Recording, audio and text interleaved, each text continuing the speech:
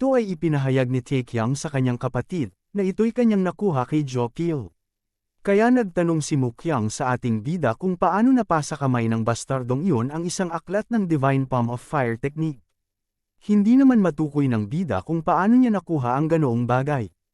Wika pa niya kung sino naman nakakaalam, ngunit naalala ni Taekyang ang mga naging pahayag sa kanya ni Jopil bago siyang tuluyan mamatay. Kung saan nabanggit nito sa kanya na siya ang ika-19 na tagapagmana ng Divine Palm of Fire. Hindi naman naniniwala si Mukyang sa naging pahayag ni Taekyang na siya ay ang tagapagmana. Wika pa niya na siguro nagkamali lamang siya ng dinig. Subalit sumagot naman si Taekyang na siya ay sigurado dito, sapagkat hindi naman siguro magsisinungaling si Jopil bago pa man siya mamatay. Wika pa niya na hindi niya naman tinanong ang ganoong bagay, ngunit ito ang kanyang sinabi sa kanya. Iniisip naman ni Mukyang na kahit pa man sabihin nilang ito ay totoo na nagawa niyang talunin si Jopil. Ngunit kinontra naman ito ng kanyang kaisipan. Sabay turo kay Taekyang na paano ang isang tagapagmana ng Divine Palm of Fire ay matatalo sa isang tulad niya lamang. Nang marinig ito ng bida, siya ay napahinto ng saglit. Kung saan gustong-gusto na ng bida na siya ay sagutin ito, subalit nagwika na lamang ito sa kanyang isip na siya ay sumasang-ayon rin sa sinabi ni Mukyang, kahit na ito'y nakakainsulto, subalit ito ang katotohanan.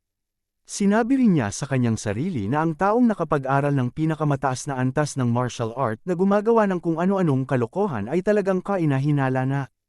At para sa isang first-rate martial artist na katulad ni Taekyang na kahit ultimong sword chi ay hindi man lang magamit ng maayos, ay napaka-imposibleng manalo talaga sa laban kontra kay Jopil.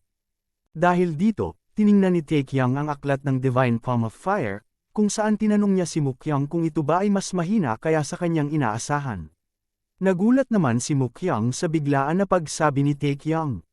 Kung saan siya ay napahawak sa kanyang noo at napaisip kung siya ba talaga ay kanyang kapatid. Dito ay napahawak si Mukyang sa kanyang noo, at sinabi sa kanyang sarili na siya ay hindi makapaniwala na ang bastardong ito ay ang kanyang kapatid. Nagsalita si Mukyang na siya na siguro ang nag-iisa sa mundo na may lakas ng loob na sabihing mahina ang eksklusibong martial art technique ng Flame King. Tinanong naman ng bida kung sino ang tinutukoy niyang Flame King. Kaagad namang sinagot ni Mukyang na siya ay wala sa mood na makipagbiruan sa kanya. Sinagot naman siya ni Taekyang na hindi ito nakikipagbiruan sa kanya. Kaya tinanong ulit ni Mukyang kung siya ba ay sigurado na wala talaga siyang ideya kung sino ang Flame King. Na sinagot naman ng bida na hindi niya ito kilala, kaya niya tinanong ito. Kaagad na hinampes ni Mukyang ang kanyang daliri sa mesa, kung saan sinambit nito na ang Flame King ay isang master na maaaring mapasama sa top 20 dahil sa kanyang makapangyarihang puwersa. Ibinigkas ni Mukyang ang mga pangalan ng 1 God, 3 Stars at 10 Kings, kung saan tinanong nito si Taekyang kung hindi pa ba niya narinig ang tungkol sa kanila. Dagdag pa niya kung siya ba ay seryoso na hindi niya kilala ang mga ito. Sumagot naman si Taekyang na mukhang narinig na niya ang 3 stars, samantala ang pumapasok na 3 stars sa kanyang isip ay ang 3-star pension house. Gama naman ang loob ni Mukyang matapos ipinahayag ni Taekyang na narinig niya ang kahit isa sa kanyang mga sinambit.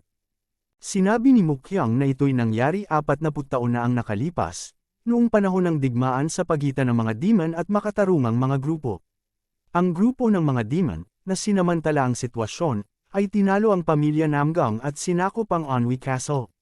Sa prosesong ito, naganap ang maraming pagnanakaw, pagpatay, at panununog. Sinasabi ng alamat na ang tanawin ng apoy na sinindihan sa Mount Guhua ay ikinagalit ng isang misteryosong ermitanyong nakatira malapit doon.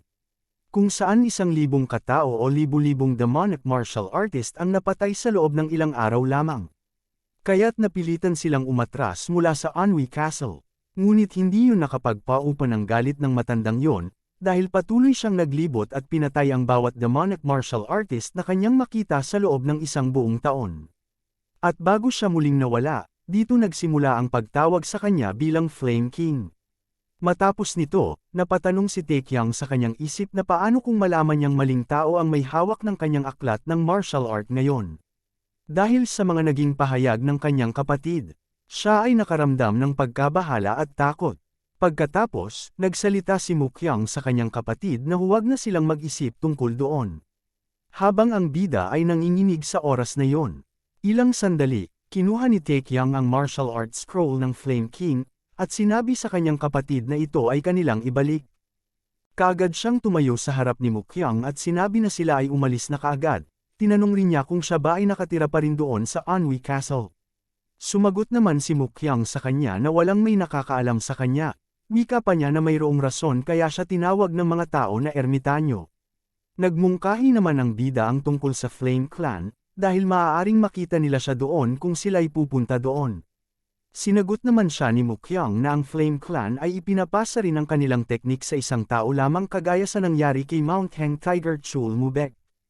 Kaya sa puntong yon, nagsimulang magpawis ang bida habang siya ay nagtatanong sa kanyang isip kung ano ba ang planong ipahiwatig sa kanya ni Mukyang. Gayunpaman, nagpahayag si Mukyang na 40 taon na ang nakalipas noong huling lumabas ang Flame King. At kung ito ay kanilang pagbabasehan, siya ay isa ng matandang tao ngayon. Nang marinig ito ng bida, siya ay napaisip ng saglit habang nakatitig sa kanyang kapatid. Ilang sandali, nagbigay ng isang ideya si Mukyang sa kanya na maaari na ang Flame King ay patay na ngayon. At kung ito ay mangyayari, siya ngayon ang magiging bagong tagapangalaga ng Flame Clan. Matapos nito, ang mga pangkat nila Taekyang at Wolwa ay naghahanda na sa kanilang pag-alis sa sekta ng Mount Heng Sword. Kung saan commandant si Wolwa sa kanila at nagbibigay ng kanyang pamamaalam. Wika pa niya na nakakalungkot namang magbigay ng ganitong paalam. Dito ay inimbitahan ni Taekyang si Wolwa na kung gusto ba niyang sumama sa kanila na maglakbay. Sumagot naman si Wolwa sa kanya na siya ay nagagalak na gawin yon. Subalit nagplano na siyang maglibot sa hilagang bahagi ng Shanxi. Tinanong naman ni Taekyang ng kung ganoon, maaari na ba niyang ipalagay na ang usapin tungkol sa sekta ng Mount Heng ay naasikaso na? Tumawa lamang si Wolwa sa kanya at sinabi na huwag ito ipagsabi. Dahil bilang isang branch manager, hindi niya maaring ipagsabi ang mga lihim ng kanyang sekta sa mga banyaga. Ilang sandali siya ay nakisuyo sa bida, kung siya ba ay pwede nang umalis dahil sa kanyang maraming schedule na dapat puntahan. Kaagad namang nagpaalam sina Taekyang at Mujin sa kanya. Sa oras na yon umalis na si Wolwa sabay sigaw na sila ay magkikita muli sa Taiyuan.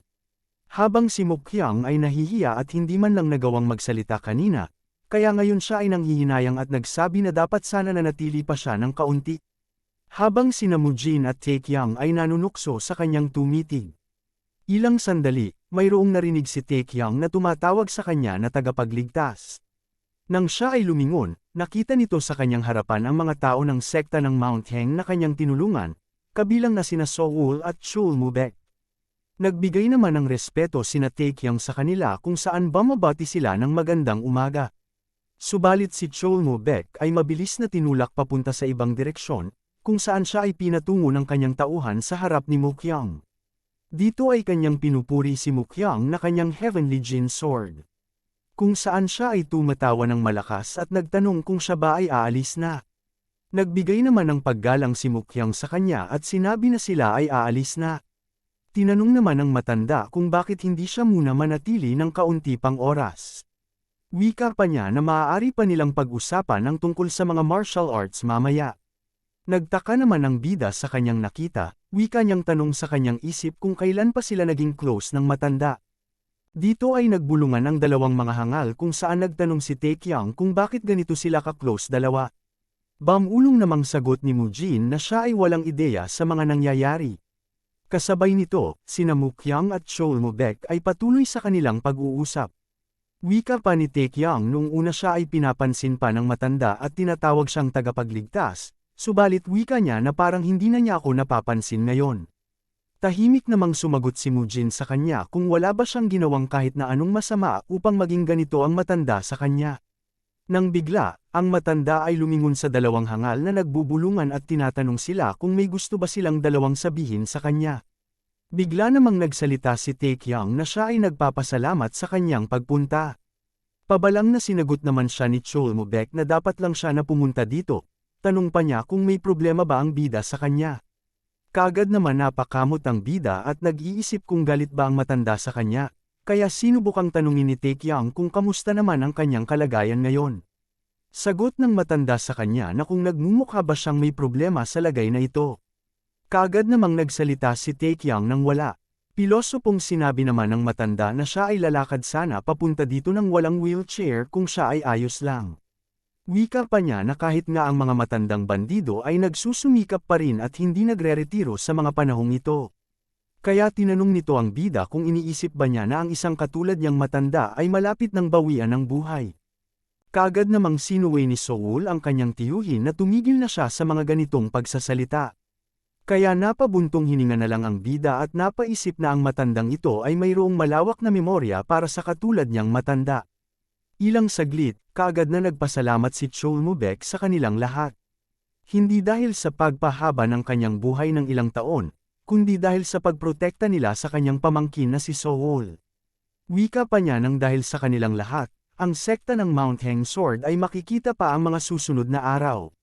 Ngunit mayroon isang bagay siyang napagtanto matapos niyang mabuhay ng matagal, at ito ay ang utang na loob at galit ay kailangang bayaran sa anumang paraan.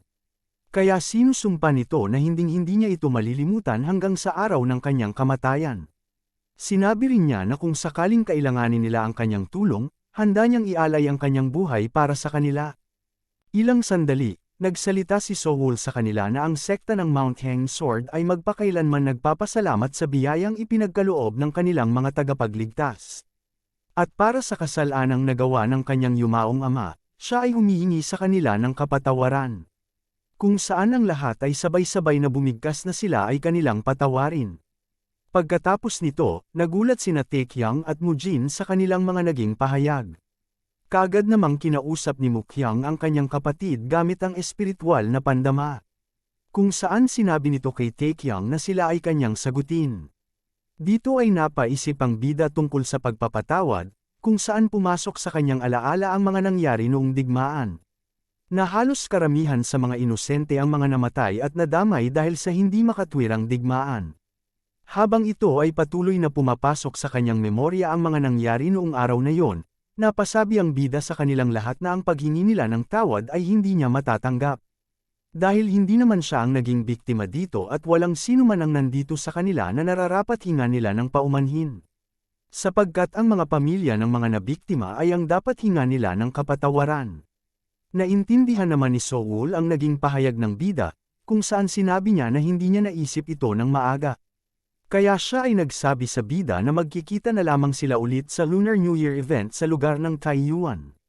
Kaagad namang naisip ni Cholmubek ang lugar ng Taiyuan, kung saan napabigkas siya sa kanila na halos 30 taon na noong huli niyang punta doon. Sa puntong yon, humingi ng pahintulot ang pangkat ni Taekyang na sila ay aalis na ngayon. Nang tumalikod na ang bida mula sa kanila, ay kaagad naman siyang tinawag ni Soul na kanyang tagapagligtas. Dito ay tinanong ni Taekyang si Soul kung ano ang kanyang nais. Lumapit sa kanyang mukha si Soul kung saan sinabi niya na sa muli nilang pagkikita sa loob ng 15 araw, ang sagot na hindi niya narinig noong huling pagkakataon, ay kanyang aabangan doon. Nang marinig ito ng bida, bigla na lamang siya namula ng sobra. Kasabay nito, hinimitay si Taekyang sa harapan ni Soul habang siya ay hinihila ni Mujin papasok sa loob ng karwahe. Ilang sandali, nag-umpisa na silang umalis sa Mount Heng, kung saan sila ay naglalakbay sa malawak na daanan na puno ng mga nyebe. At sa loob nito, ay abala si Mukyang sa pagsasagawa ng kanyang chi circulation. Habang si Mujin naman ay nakatulog sa isang sulok na nakabuka ang mga bibig at naglalaway. Samantala ang bida ay gising na nakaupo at nag-iisip. Dito ay kanyang binuksan ang loob ng inventory slot, upang kunin ang isang bagay na nakuha niya mula kay Pungyang para ito'y kanyang suriin. Ipinahayag ng sistema na ang Power Burst Pill ay maaaring gamitin ng mga martial artist mula sa first rate hanggang higher rate. Ito ay nagdaragdag ng karagdagang 100 na puntos sa kanyang kaugnay na kakayahan, at 15 taon ng internal energy. Maaari ka ring magkaroon ng chi enhancement proteksyon na magagamit. Sinabi rin dito na ang pill na ito ay ginawa ng isang hindi kilalang tao. At sa loob ng maikling panahon, mas pinapataas nito ang potensyal na lakas ng gumagamit kapalit ng malaking kabayaran. Hindi inirerekomenda ang paggamit nito maliban sa pinakamasamang sitwasyon. Matapos nito, siya ay napaisip na ang item na ito ay isang hindi kilalang uri. At hindi nabanggit dito kung ano ang epekto sa katawan kung ito ay gagamitin. Napansin rin ng bida na kahit ang sistema ay hindi alam kung sino ang gumawa ng Power Burst Pill. Kaya nagsalita si Taekyang sa kanyang isip na ang bagay na ito ay nag-aamoy ng hindi pangkaraniwan na tila isang magulo. Sa puntong yon, tinitigan ng mabuti ni Taecyeon ang Power Burst Pill at nagtanong sa kanyang isip kung sino kaya ang taong bastardo na lumikha ng ganitong kakaibang uri ng bagay.